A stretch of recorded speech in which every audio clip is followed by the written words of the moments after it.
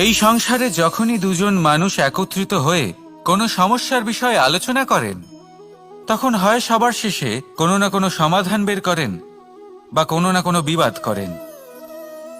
এই বিবাদ হলো মনুষ্য জীবনের সবথেকে বড় ঝামেলা, সবথেকে বড় সমস্যা।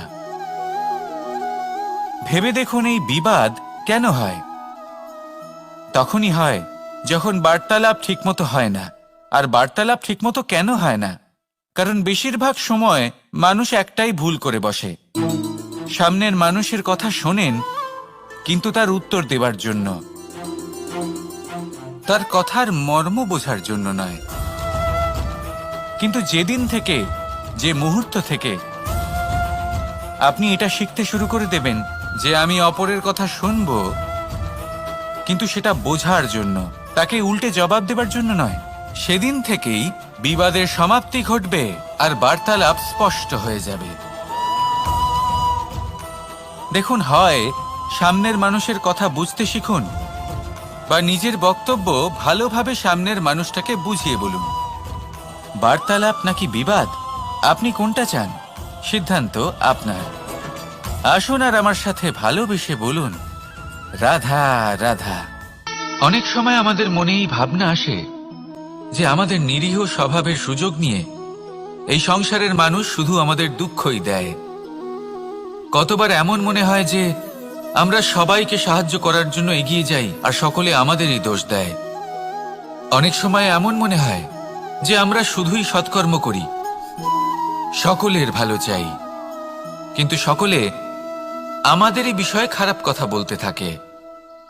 দুঃখ হয়, কিন্তু আমাদের এটা ভেবে দেখা উচিত যে মানুষ আম গাছের গায়ে পাথর ছোড়ে, শাল গাছের গায়ে পাথর কেন ছোড়ে না? কারণ এই আম গাছে পাওয়া যায় মিষ্টি এবং সুস্বাদু ফল। অন্যদিকে শাল গাছ থেকে আমরা কি পাই? শুধুই কাঠ। তাই যদি আপনাকে কেউ কথা শোনায়, আপনাকে কোনো কিছুতে বাধ্য করার চেষ্টা করে, আপনার বিষয়ে অনুচিত কথা বলে, তাহলে নিশ্চয়ই আপনার মধ্যে এমন বিশেষ কিছু আছে যা তাদের মধ্যে নেই। নিজের মধ্যে আত্মবিশ্বাস বাড়িয়ে তুলুন, ধন্যাত্মক ভাব আনুন, সৎকর্ম করতে থাকুন। কোনো কটুতা এই মনে প্রবেশ করতে দেবেন না। এই মন সুপ্রসন্ন হয়ে বলবে, রাধা রাধা। এই হলো এক আম গাছ, আর খুব যত্ন সহকারে আমি এটা বড় করেছি। প্রথমে বীজ বপন করেছি, তারপর সিঞ্চন করেছি, তারপর এর থেকে অঙ্কুর বেরিয়েছে, তারপর দিন প্রতিদিন আমি এতে জল দিয়েছি। আস্তে আস্তে ওর পাতা বেরিয়েছে, তারপর ও একটা গাছের আকার ধারণ করেছে। এইভাবেই যদি প্রতিদিন আমি ওর দেখাশোনা করি, তাহলে নিশ্চিত রূপে এর শিকড় আরো দৃঢ় হবে এবং একটা বিশাল গাছের আকার ধারণ করবে, যার থেকে কিছু ডাল জন্ম নেবে, আর তাতে আমি পাবো কিছু মিষ্টি সুস্বাদু আম ফল। এবার আম তো সকলের প্রিয়, সকলের পছন্দের ফল, সকলে খেতে চান। কিন্তু আম পাওয়ার জন্য আগে আপনাকে সেই গাছের যত্ন নিতে হবে। যদি আপনি গাছ লাগিয়ে তারপর ভুলে যান, তাহলে সেই গাছের কি হবে? তার অস্তিত্বটাই মুছে যাবে, তাই না? আমাদের সম্পর্কগুলো কিছুটা এরকমই হয়। যদি সম্পর্ক জুড়ে আপনি ভুলে যান, তাহলে তার অস্তিত্বই মুছে যাবে। তাই শুধুই সম্পর্ক গড়বেন না, তাকে পালনও করুন। নিশ্চিত রূপে আপনার এই সম্পর্করূপী বৃক্ষের ডালে আনন্দের মিষ্টি সুস্বাদু আম ফল নিশ্চয়ই পাওয়া যাবে। তাহলে প্রত্যেক দিন প্রত্যেক সম্পর্ক পালন করুন, তার থেকে আনন্দ লাভ করুন। এই মন ভালোবেসে বলবে, রাধা রাধা। সাফল্য।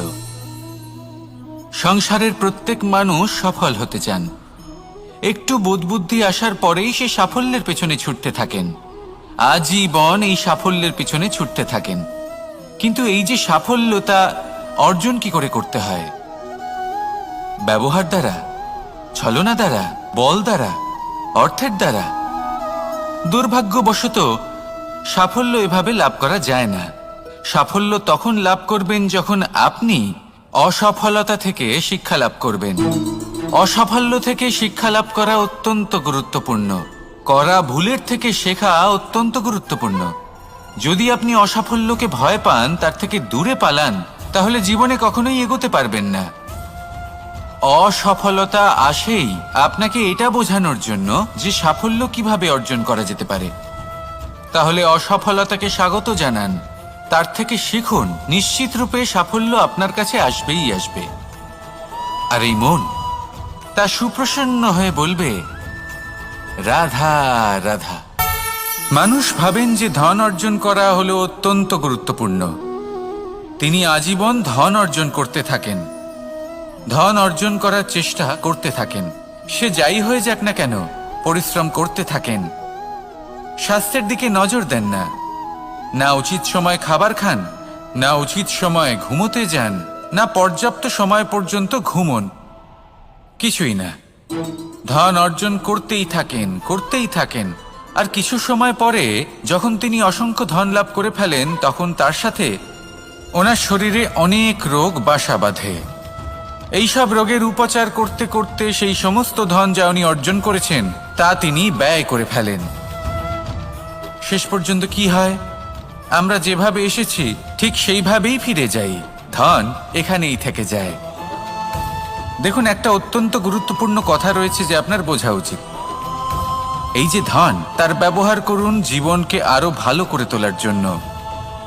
ধনের সদ্ব্যবহার করা উচিত, এমন যেন না হয় এই ধন আপনাকে ভোগ করে ফেলে। এই জীবনকে নিশ্চিত রূপে আরো শ্রেষ্ঠ করে তুলুন। কিন্তু এই ধন অর্জন করার এই প্রক্রিয়াতে নিজের সারা জীবনকে নষ্ট করে ফেলবেন না। এই জীবন উপভোগ করতে শিখুন। আর আমার সাথে ভালোবেসে বলুন, রাধা রাধা। ধন মানুষের জীবনের সবথেকে বড় প্রয়োজনীয়তা, সেই অস্ত্র যার দ্বারা মানুষের জীবনের অনেক সংকট দূর করে দেওয়া যেতে পারে, সেই মাধ্যম যার দ্বারা সংসারের সমস্ত জাগতিক সুখ স্বাচ্ছন্দ্য লাভ করা যেতে পারে। কিন্তু ধনের দ্বারা আমরা সব কিছু লাভ করতে পারি না। জাগতিক স্বাচ্ছন্দ্য আমরা লাভ করতে পারি, কিন্তু সুখ লাভ করতে পারবো না। সুখের উপকরণ আমরা লাভ করতে পারি, কিন্তু সুখের অনুভূতি লাভ করতে পারবো না। আনন্দ, সন্তোষ, প্রসন্নতা এগুলো ধন দ্বারা লাভ করা যায় না। কিন্তু হ্যাঁ, আনন্দ, সন্তোষ আর প্রসন্নতার সাথে যদি কোনো কাজ করেন তাহলে অবশ্যই ধন লাভ করবেন। তাহলে আসুন আর এই প্রসন্নতার সাথে বলুন, রাধা রাধা। সংসারে দুই ধরনের পথ হয়, উচিত পথ আর অনুচিত পথ। একটা শুভর দিকে নিয়ে যায় আর একটা অশুভর দিকে নিয়ে যায়। অনেক সময় অজ্ঞানতাবশত জীবনে আমরা সেই পথ নির্বাচন করে নিই যা আসলে অনুচিত। তারপর নিজেকে আশ্বস্তও করে ফেলি যে এই পথেই চলতে হবে, এখান থেকে ফেরার পথ নেই। কিন্তু যদি সত্যি বলি তাহলে এটা শুধুই আপনার ভ্রম। আপনার মধ্যে শুধুমাত্র একটু দৃঢ়তার অভাব আছে, তা জাগ্রত করুন আর বাড়িয়ে তুলুন। আপনি দেখবেন এই সংসারে এমন কোনো পথ নেই যেখান থেকে ফিরে আসা সম্ভব নয়। এমন কোনো মানসিকতা নেই যা বদলানো সম্ভব নয়। যদি আজ এই মুহূর্তে আপনার মনে হয়ে থাকে যে আপনি কোনো অনুচিত পথে আছেন আর আপনি কোনো শুভ পথে যেতে চান, তাহলে ওখান থেকে ঘুরুন আর ফিরে আসুন। আবার সেই মোড়ে ফিরে আসুন আর সেই পথ নির্বাচন করুন যা আপনার জন্য শুভ। একটু সময় অবশ্যই লাগবে, কিন্তু নিশ্চিত রূপে আপনার উদ্দেশ্য এবং আপনার গন্তব্য এই দুই অনেক শ্রেষ্ঠ হয়ে উঠবে। তাহলে আসুন আর আমার সাথে ভালোবেসে বলুন, রাধা রাধা। মানুষের জীবনে সবসময় কিছু না কিছু ঘটে চলেছে। কখনো ভালো কিছু ঘটে, আবার কখনো দুর্ঘটনা ঘটে।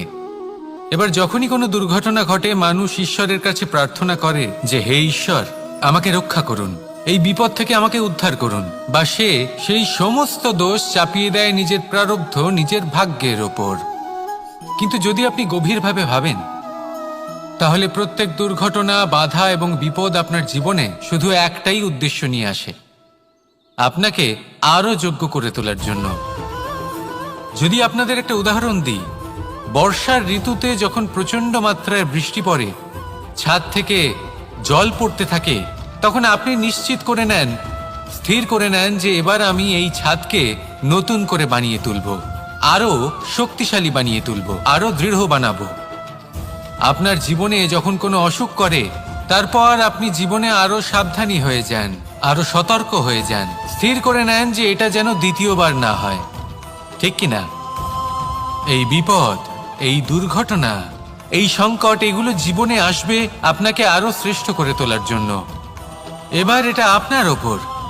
আপনি একে ভাগ্যের পরিহাস বলে মনে করবেন, নাকি ঈশ্বরের সংকেত মনে করবেন, যিনি আপনাকে আরো শ্রেষ্ঠ করে তুলতে চান?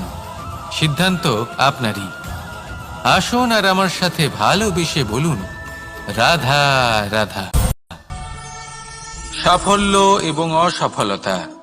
মানুষের জীবন এই দুই চাকার ওপরই দাঁড়িয়ে থাকে, এর আশেপাশেই ঘুরতে থাকে। তাই সাফল্য এবং অসফলতা অত্যন্ত লাভদায়কও হতে পারে, আবার অত্যন্ত ক্ষতিকারকও হতে পারে। নির্ভর করছে মানুষের উপর। যদি কথা বলা হয় সাফল্যের, তাহলে যখনই সাফল্য আসে তখন সেই সাফল্য তার মাথায় চড়ে বসে। তিনি নিজের পথ থেকে সরে যান, লক্ষ্যভ্রষ্ট হয়ে যান, অনুচিত কাজের দিকে অগ্রসর হয়ে পড়েন, বিনাশের দিকে অগ্রসর হয়ে পড়েন। কিন্তু সেই সাফল্য যদি মাথায় চড়তে না দিয়ে মনের মাঝে বাস করে, তাহলে সে নিজের সাফল্য অনুভব করতে পারবে, নিজের কর্তব্য অনুভব করতে পারবে, ভাববে যে কিভাবে এই সাফল্য দ্বারা সমাজের কিছু মঙ্গল করা যেতে পারে, আর সেই সাফল্যই তার জন্য বরদান হয়ে যাবে। এবার যদি কথা বলি অসফলতার, তাহলে যখনই অসফলতা আসে তখন মানুষ তাতে মন খারাপ করে বসেন, দুঃখী হয়ে পড়েন, হেরে গেছেন বোধ করেন, জীবনের সামনে অগ্রসর হওয়ার সাহস করতেই পারেন না। তার কি করা উচিত? তার মন থেকে না ভেবে মস্তিষ্কের দৃষ্টিভঙ্গি দিয়ে ভেবে দেখা উচিত যে আমি এমন কি করলাম যাতে আমি অসফল হলাম। নিজেকে শুধরে নেওয়া উচিত। তখন এই অসফলতা মানুষের কাছে আশীর্বাদ প্রমাণিত হবে, আর পরের বার তিনি অবশ্যই সফলতা লাভ করবেন। তাই মনে রাখবেন, সাফল্য এবং অসফলতা আপনার জন্য লাভদায়কও হতে পারে, ঘাতকও প্রমাণিত হতে পারে, বিধ্বংসীকারীও হতে পারে। তা নির্ভর করছে আপনার উপর যে আপনি মস্তিষ্ক দিয়ে দেখতে চান নাকি হৃদয় দিয়ে দেখতে চান। শেষ পর্যন্ত সিদ্ধান্ত আপনারই। আসুন আর আমার সাথে ভালোবেসে বলুন, রাধা রাধা। একটা গরু যখন দুধ দেয় তখন তার একটা মূল্য থাকে। ওই দুধ থেকে যদি আপনি দই বানান তাহলে তার মূল্য বৃদ্ধি পায়। দই থেকে যদি মাখন বানিয়ে নেন তাহলে মূল্য আরো কিছুটা বেড়ে যায়। আর মাখন থেকে যদি ঘি বানিয়ে ফেলেন তাহলে মূল্য আরো অনেক বেশি বেড়ে যায়। কিন্তু এর কারণ কি? এরকম কেন হয়? কারণ হলো পরীক্ষা। দুধের মধ্যে যখন জোরন মেশানো হয় তখন দইয়ের টক ভাব চলে আসে, দুধের অস্তিত্ব বদলে যেতে শুরু করে।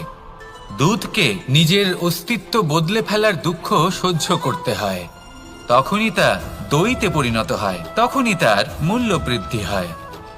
এই দইকে মন্থনের যাতনা সহ্য করতে হয়, তবেই সেই দই মাখনে রূপান্তরিত হয়, আর তারপর তার মূল্য বৃদ্ধি হয়। আর মাখন, এই মাখনকে আগুনের আঁচে তপ্ত হতে হয়, তবেই এই মাখন ঘিতে পরিণত হয়, আর তারপরেই এর মূল্য আরো অনেক বেড়ে যায়। মানুষের সাথেও এরকমই হয়। কর্ম করতে থাকুন, কর্মের পরীক্ষায় উত্তীর্ণ হতে থাকুন, আপনার মূল্য অবশ্যই বৃদ্ধি পাবে। তাহলে কর্ম করতে থাকুন, ফলের চিন্তা করবেন না। আর আমার সাথে ভালোবেসে বলুন, রাধা রাধা। কোনো গাছের গায়ে লেগে থাকা ফলকে দেখুন, সে কতটা সুখী অনুভব করে, কতটা সুরক্ষিত অনুভব করে। তার যে খাবারের প্রয়োজন পড়ে তা সে গাছের শিকড় থেকে পেয়ে যায়। গাছের শাখা, ডাল তাকে সাহায্য করে থাকে, পাতা তাকে আশ্রয় দেয়, ওকে ছায়া প্রদান করে। কিন্তু সেই ফল যদি ওখানেই থাকে তাহলে কি হবে? উচিত হবে না। ওই ফলকে ছেড়ে পড়ে যেতে হবে, মাটিতে পড়তে হবে, সেটা ফেটে যেতে হবে, নিজের বীজকে মাটির নিচের অন্ধকারে পৌঁছে দিতে হবে। তারপর সে রূপ পাল্টাবে, আর এক অঙ্কুরে রূপান্তরিত হবে। অঙ্কুর যা বৃক্ষে রূপান্তরিত হবে, বৃক্ষ যা অনেক ফলকে জন্ম দেবে। সেইভাবেই আপনি জীবনে যদি মহান কিছু করতে চান, শ্রেষ্ঠ কোনো কাজ করতে চান, তাহলে আপনাকে সুরক্ষা ক্ষেত্র থেকে বেরিয়ে আসতেই হবে আর কর্ম করতে হবে। দেখুন, সোনাকেও কুন্দন হবার জন্য তপ্ত হতে হয়, আপনাকেও মহান হবার জন্য কর্ম তো করতেই হবে। তাই কর্ম করুন, মহান হয়ে উঠুন, আর আমার সাথে ভালোবেসে বলুন, রাধা রাধা। পৌঁছানো অত্যন্ত কঠিন হয়। কেউ ভাবেন যে কেন এত কঠিন হয়, কেন এত কষ্ট করতে হয় লক্ষ্যে পৌঁছানোর জন্য। এই লক্ষ্য সরলভাবে কেন আমার কাছে চলে আসে না? চলুন আপনাকে একটা কথা বলি, যদি আপনার লক্ষ্য কঠিন না হয় তাহলে তাকে পাওয়া আপনার পক্ষে অসম্ভব হয়ে উঠবে। লক্ষ্যে পৌঁছানোর এই রাস্তায় আপনি যে কড়া রোদের সম্মুখীন হন, যার থেকে আপনি দূরে পালাতে চান, সেই রোদ আপনাকে প্রেরণা যোগায় যে আপনি এগোতে থাকুন। ভাবুন একজন যাত্রী যে কিনা নিজের লক্ষ্যের দিকে যাচ্ছেন, সেই পথে উনি যদি একটু ছায়া পেয়ে যান আর উনি ওখানে বিশ্রাম নেন, তাহলে তার সাথে তার ভাগ্য গভীর নিদ্রায় সেখানে বিলীন হয়ে যায়। তাই পরিশ্রমের করা রোদের থেকে কখনো দূরে পালাবেন না। জীবনে শুধু সামনে এগোতে থাকুন দৃঢ়তার সাথে। আর লক্ষ্য সরল হোক, কঠিন হোক বা অত্যাধিক কঠিন হোক, একটা কথা মনে রাখবেন, যে জীবনের লক্ষ্যে পৌঁছতে পেরেছে সে লক্ষ্য প্রাপ্তির জন্য আফসোস কখনোই করে না। রাধা রাধা।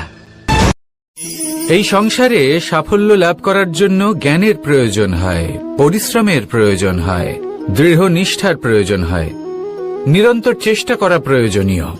কিন্তু আরো কিছু আছে যা অত্যন্ত প্রয়োজনীয় এবং গুরুত্বপূর্ণ। তা হলো ভালো বন্ধু। তাদের থাকা অত্যন্ত প্রয়োজনীয়। যদি ভালো বন্ধু থাকে তাহলে সময় এলে তারা ঢাল হয়ে আপনাকে সুরক্ষা করবেন। সময় এলে অস্ত্রের মতো শত্রুকে সংহারও করবেন। যদি তিনি জ্ঞানী হন, তাদের মধ্যে সদ্গুণ থাকে, তাহলে এই সব গুণ আপনার মধ্যেও প্রবেশ করবে। তাহলে সাফল্যের জন্য ভালো বন্ধু পাওয়া অত্যন্ত প্রয়োজনীয়। কিন্তু শুধু বন্ধু কেন, ভালো শত্রুও থাকা প্রয়োজনীয়।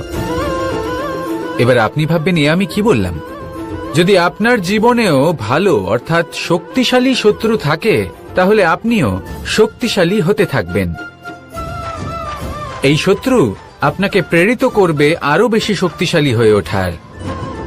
কখনো কোনো হরিণকে দেখুন, তীব্র গতিতে দৌড়তে থাকে। কেন তীব্র গতিতে দৌড়য়? এই কারণে নয় যে কোথাও তার জন্য মধুর ঘাস অপেক্ষা করে রয়েছে, না। সে এই কারণে তীব্র গতিতে দৌড়য় কারণ সেটা না করলে তার পেছনে একটি সিংহ আছে যে ওকে নিজের ভোজন করে ফেলবে। তাই জীবনে বিপদ, সংকট, এই সবকিছুও হলো অত্যন্ত গুরুত্বপূর্ণ। তার সম্মুখীন হতে শিখুন আর আমার সাথে ভালোবেসে বলুন, রাধা রাধা। ধৈর্য। এই ধৈর্য কি কোনো গুণ, কোনো অনুভূতি, কোনো দৃষ্টিভঙ্গি? আমার জন্য ধৈর্য এক বাহন। আপনি হয়তো ভাবছেন, এই কেমন বাহন? বাহন তো ঘোড়া হতে পারে, হাতি হতে পারে, উটও হতে পারে, কিন্তু ধৈর্যকে বাহন বানানো মানে? চলুন আপনাকে একটা কথা বোঝাই। পৃথিবীতে এমন কোনো বাহন নেই যে তার আরোহীকে আছড়ে ফেলেনি। সেটা উট হোক বা হাতি হোক বা ঘোড়া হোক, চলতে চলতে কখনো নড়বড় করেই বসে। তারপর সেই আরোহী পড়ে কারোর পায়, তারপর পড়ে তার নিজের নজরে। কিন্তু ধৈর্যরূপী বাহন কখনো কাউকে ফেলে না, কখনো না। না সেই আরোহী কারোর পায়ে পড়ে আর না তো নিজের নজরে। কারণ ধৈর্য আপনাকে বিবেক প্রদান করে, বিবেক আপনাকে পরিকল্পনায় সাহায্য করে, আর পরিকল্পনা প্রদান করে আপনাকে শক্তি, আপনার লক্ষ্যের দিকে অগ্রসর হওয়ার। বুঝলেন? ধৈর্যকে সঙ্গে রাখুন, নিজেকে আরো ধৈর্যশীল করে তুলুন। এই ধৈর্যের সাহায্যে আরোহণ করে দেখুন কিভাবে এই বাহন আপনাকে আপনার গন্তব্যে পৌঁছে দেবে। রাধা রাধা। সংসারে এমন একটা ভ্রান্ত ধারণা রয়েছে যে সবকিছু ভাগ্যের দ্বারা পাওয়া যায়, কিন্তু ভাগ্য, প্রারব্ধ এ তো সকলের জন্যই সমান হয়। এটা তো ব্যক্তির উপরে নির্ভরশীল হয়, তার আকাঙ্ক্ষার উপরে নির্ভরশীল হয়, বাসনার উপরে নির্ভরশীল হয়, স্বভাবের উপরে নির্ভরশীল হয় যে উনি সেটা নিয়ে কি করেন। দেখুন, এই প্রসাদ কিন্তু সকলকেই দেওয়া হয়, কিন্তু তা গ্রহণ করবেন কিভাবে সেটা ব্যক্তির উপরে নির্ভর করে। আপনাকে এক উদাহরণ দিই। যেমন ধরুন, দুজন মানুষকে আমি একটা করে মাটির ডেলা দিলাম, সেটা নিয়ে তারা কি করবেন? একজন মানুষ তার ছোট ছোট ডেলা বানাবেন আর পথযাত্রীদের ওপরে ছুঁড়ে মারবেন, হাসি ঠাট্টা করবেন, তাদের বস্ত্র নোংরা করে দেবেন, সেটাতেই উনি আনন্দ পাবেন। অন্যদিকে দ্বিতীয় ব্যক্তি সেই মাটির ডেলা দিয়েই নিজের জন্য একটা কুঁড়ে ঘর বানাবেন। সেই কুঁড়ে ঘর যা রোদেতে, বৃষ্টিতে, ঝড়ে তাকে সুরক্ষিত রাখবে। অনুভূতি, এই অনুভূতি বদলাতে শিখুন। এই অনুভূতি অত্যন্ত গুরুত্বপূর্ণ। ভালোবাসাতেও এই অনুভূতি হলো অত্যন্ত গুরুত্বপূর্ণ। ভালোবাসা সে বন্ধুর সাথে হোক, মা বাবার সাথে হোক, ভাই বোনের সাথে হোক, স্ত্রীর সাথে হোক, যে কারোর সাথে হোক। মনে রাখবেন, এই হলো সেই অনুভূতি যা আপনার ভাগ্য নির্ধারণ করে থাকে। তাহলে আসুন আমার সাথে প্রেমের অনুভূতি নিয়ে বলুন, রাধা রাধা।